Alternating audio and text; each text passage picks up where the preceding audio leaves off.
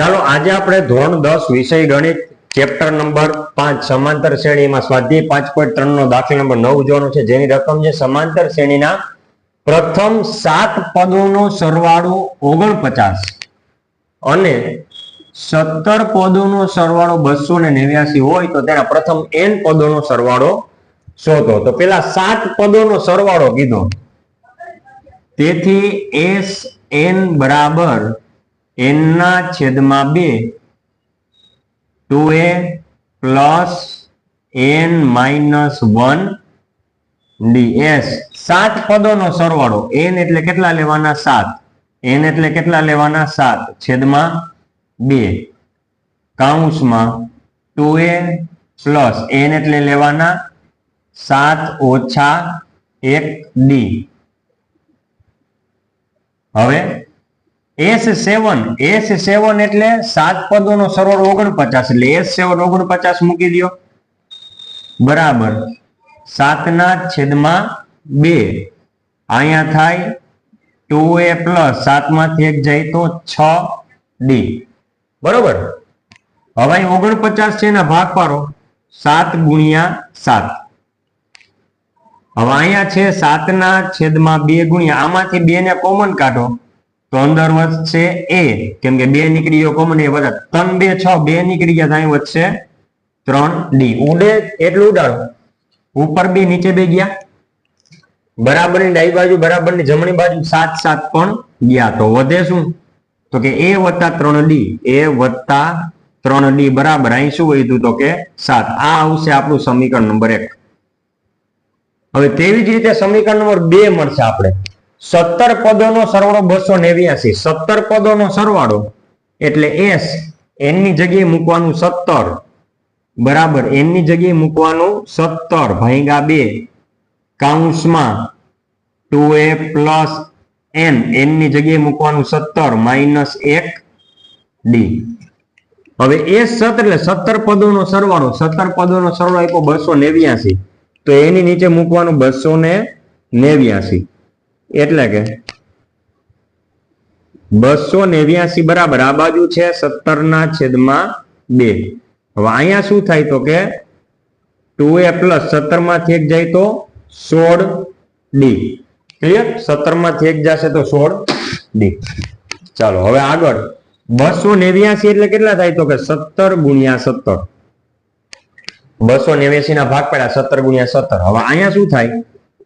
17 ના છેદમાં 2 ગુણ્યા આમાંથી કોમન નીકળે 2, તો 2 કોમન નીકળે તો અહીં વધશે a વત્તા 8 2 16, 2 નીકળે 2 કોમન નીકળ્યા તો વધશે 8d। હવે ઉપર 2 નીચે 2 ગયા, બરાબરની ડાબી બાજુ 17 બરાબરની જમણી બાજુ 17 ગયા, તો વધશે શું? a વત્તા 8d બરાબર 17। આ થશે આપણું સમીકરણ નંબર 2। તો જો આપણે આવા ઘણા બધા દાખલા ગણ્યા કે જ્યારે 2 સમીકરણ આવે તો એમાંથી a અને d મેળવવો પડે। તો જો અહીંયા a એટલે બેયનો સહગુણક 1 છે, એટલે કે લોપની રીત આપણે સહેલી પડે અને એમાં પણ a નો લોપ સહેલો પડે। તો સમીકરણ નંબર 2 માંથી સમીકરણ નંબર 1 ને બાદ કરીને a નો લોપ લેતા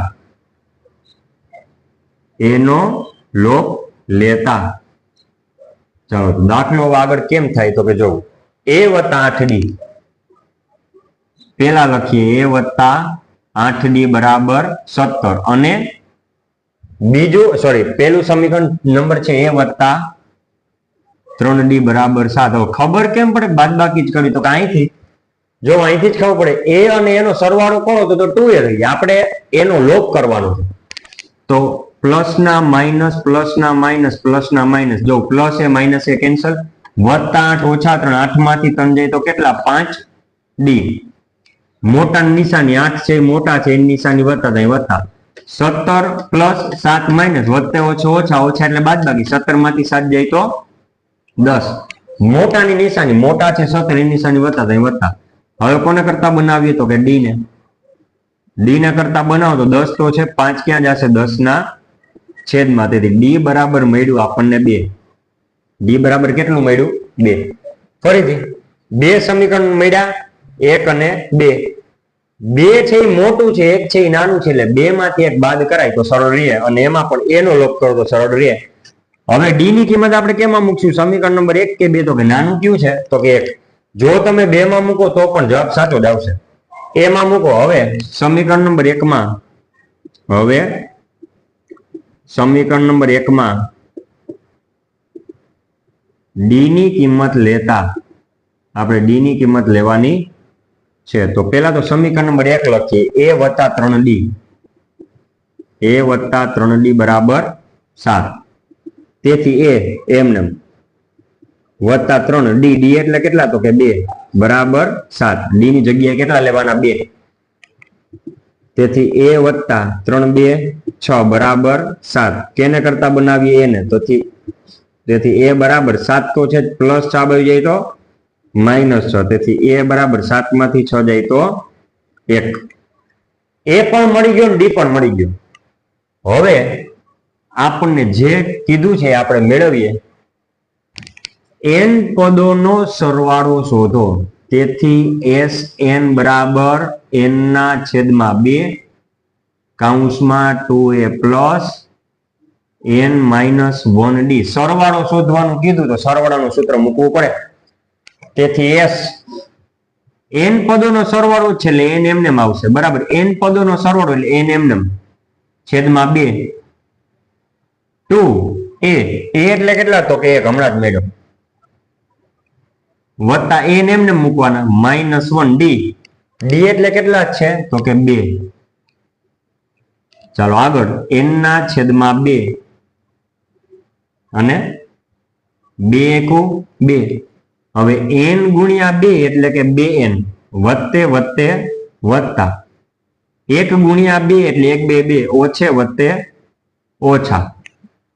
હવે શું થાય? તો કે +2 - 2 તો શું થઈ ગયા? 0. એટલે એ સ્ટેપ તો કેન્સલ જ થઈ ગયું. તેથી Sn બરાબર n ના છેદમાં 2, જે વધે મૂકી દો. તેથી Sn બરાબર n ના છેદમાં 2 ગુણ્યા અહીં +2n, એટલે શું આવશે? 2n. અહીં કૌંસમાં 2n જ વધ્યા, +2 - 2 તો 0 થઈ ગયા, એટલે 2n વધ્યા. હવે જો ઉપર 2 નીચે 2 કેન્સલ. તેથી Sn બરાબર n ગુણ્યા n. શું વધ્યું? n ગુણ્યા n. તેથી Sn બરાબર n ને એનો વર્ગ. આ શું થયું ખબર? n પદોનો સરવાળો કેટલા મળ્યા? n નો વર્ગ. જે આપણે શોધવાનું કીધું એ મળી ગયું. તો દાખલા નંબર 9 અહીંયા આપણે પૂરો કરીએ છીએ.